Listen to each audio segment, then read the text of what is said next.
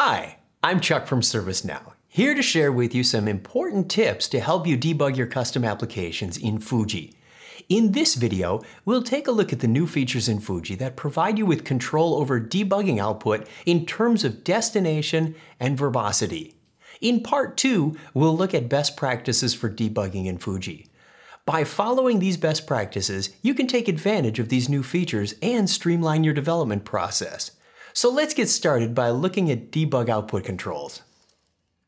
Prior to Fuji, the debug output controls we could use included gsprint, gslog, gslogError, and gslogWarning.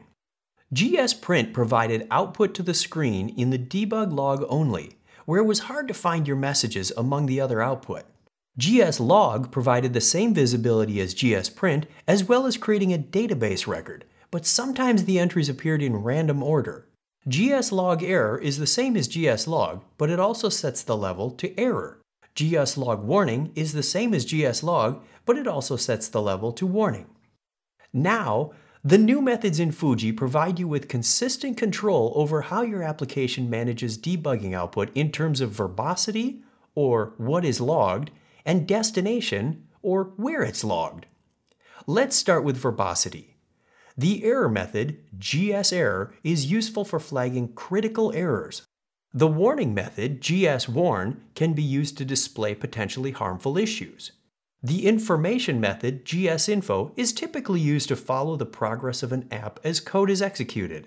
The debug method, gsdebug, is handy for debugging an app. Verbosity levels are inclusive. For example, error produces only error logging. Warning produces warning plus error, etc. Per technical best practices prior to Fuji, we recommended using gsprint and a property on your code to enable or disable debugging, or use gslog when running a scheduled job to write to the database.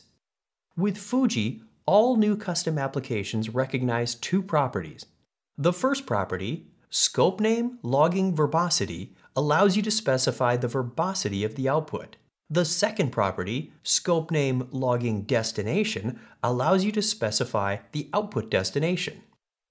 When you choose db for the destination, you'll find the output in the application logs or the node log file.